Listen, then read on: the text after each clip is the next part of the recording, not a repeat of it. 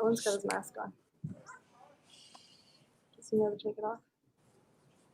My fellow Stingrays, good morning and welcome to this flag ceremony on this September 11th, 2020. It is my pleasure to welcome you virtually and to introduce myself. I am Owen Gemmer.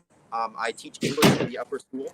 This is my second year teaching here, but I'm also an alumnus of Seacrest Country Day School. I was here as a student from 2012 to when I was graduated in 2015. And as I was reflecting on my time, I realized this is actually my first ever time speaking at flag ceremony. This is my first ever time speaking at flag ceremony, and so it is my great pleasure to introduce our flag raisers for this morning from the 7th grade, the dynamic duo of Sean and Sean.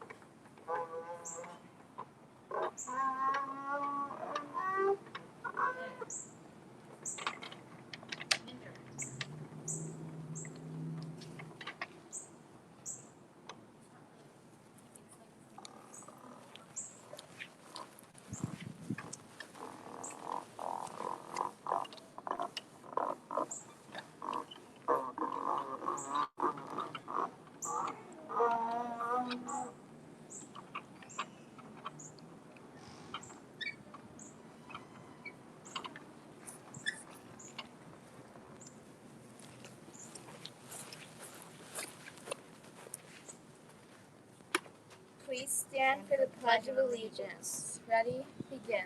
I pledge allegiance to the flag of the United States of America and to the republic for which it stands, one nation, under God, indivisible, with liberty and justice for all. And now we will have the national anthem sung by a smattering of middle school chorus students.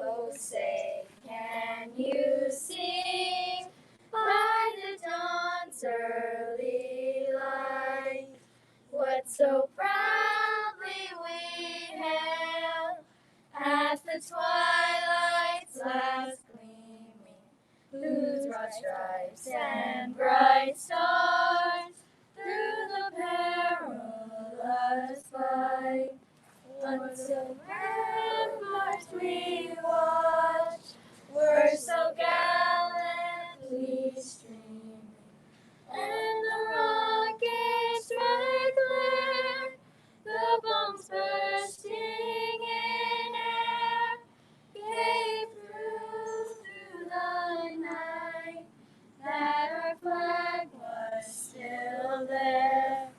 Oh, say does that star-spangled banner yet wave from the land of the free and the home of the brave?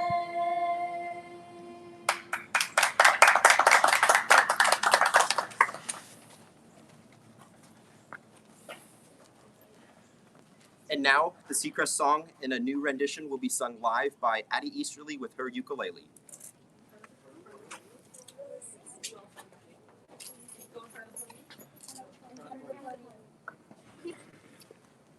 You can sail the deep blue ocean in a ship made out of dreams.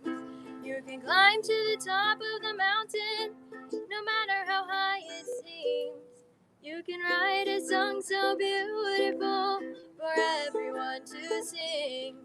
Just use your imagination and you can do anything if you be the best that you can be.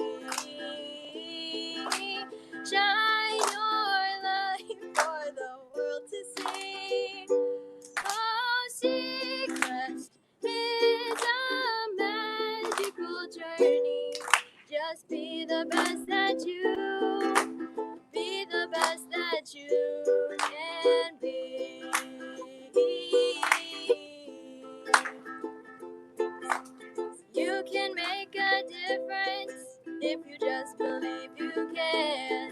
You can set a good example for every woman, child, or man.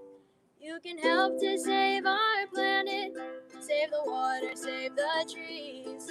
You're a person strong or loving, full of possibilities. If you be the best that you can be, shine your light for the world to see. Oh, Seacrest is a magical journey. Just be the best that you, be the best that you can be.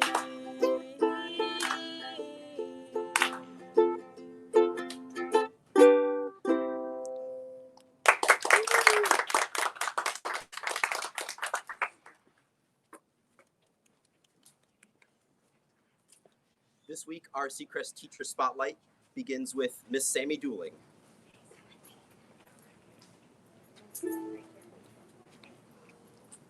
Hi, I'm Sammy Dooling, and I am new to Seacrest, although I am not new to teaching. I am so excited to be here, and my favorite part so far is that I've been welcomed so much, and it's just like a big family here. And I have a friend, Hadley, who'd like to introduce herself. You want to stand up here? You can take your mask off. Hi, my name is Hadley, and I'm glad to be at Seacrest, and I like learning about communities. Good job.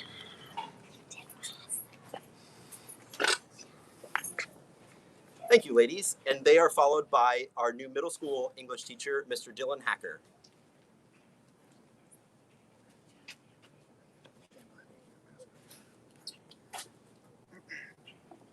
Good morning. I'm Dylan Hacker. I'm a 6th grade advisor, and I teach 7th and 8th grade English at Seacrest. This is my first year here, but I am not new to education. In fact, I vividly remember sitting in classrooms when I was teaching public school and musing about what my dream school would look like. I'm proud to say that I found my dream school here at Seacrest. This school's dedication to educating the whole student, both academically and personally, reinforces every aspect of my educational philosophy. It is a privilege to be here, a deal made even sweeter by the fact that both of my children are here with me, one of which you just heard from. In light of today being the 19th anniversary of 9/11, I share with you a quote that is near and dear to my heart. I grew up in northern New Jersey. From our backyard, I could see the distant lights of New York's skyline. The Twin Towers served as the backdrop of my childhood. So I leave you with these words from Mr. Rogers. When I was a boy and I would see scary things in the news, my mother would say, "Look for the helpers. You will always see people that are helping." Thank you very much. I'd like to introduce you to one of my advisory students, Renzo Frieza.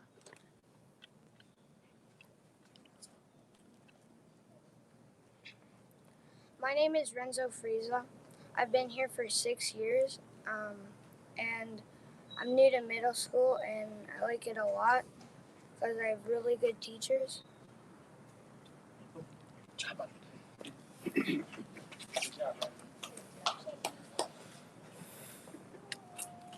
And now we have a word from the head of the upper school, Dr. Joe Board.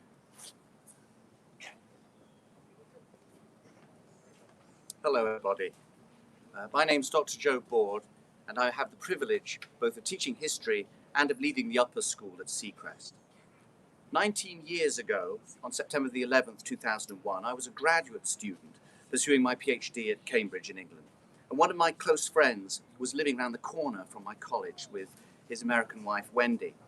In the mid-afternoon, and you must remember the time difference with England, I paid them a social call and was startled when Wendy opened the door immediately, her face drained of color, telling me that America, her home, was under attack and that the Twin Towers of the World Trade Center in New York were burning. Planes had been hijacked and flown into them. The scenes played out on the television screen behind her. We learned later that another plane had been crashed into the Pentagon and yet another brought down by the brave resistance of the passengers.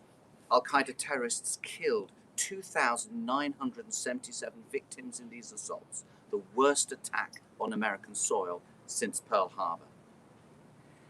It seems not long ago to me, and yet none of our current students, including the seniors, were alive when the towers fell. What happens when major, startling, massive events become historical, as all inevitably must? What was visceral and immediate becomes distanced, abstract in some sense, yet the consequences live on. There are still military deployments in Iraq and Afghanistan, and a legacy of bitter political partisanship that current generations of students have to wrestle with. It may seem doubtful to our students today, but there will come a time when the present pandemic experience will become a matter of history. One day you will explain to younger people what it was like to contend with the greatest wave of infection since the Spanish flu of 1918.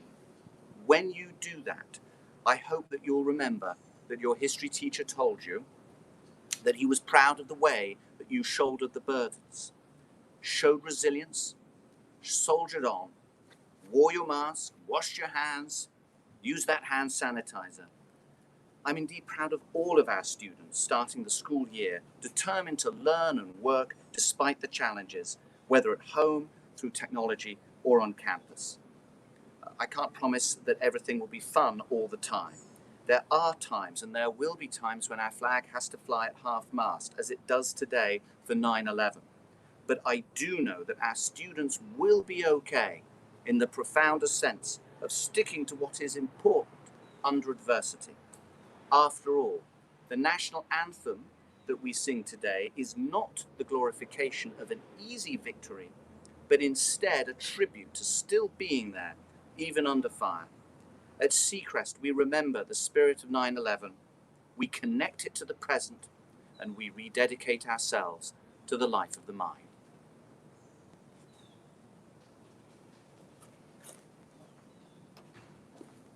Thank you, Dr. Board. This concludes our flag ceremony today. Thank you for joining us. I hope that you all have a fantastic Friday and a fantastic weekend.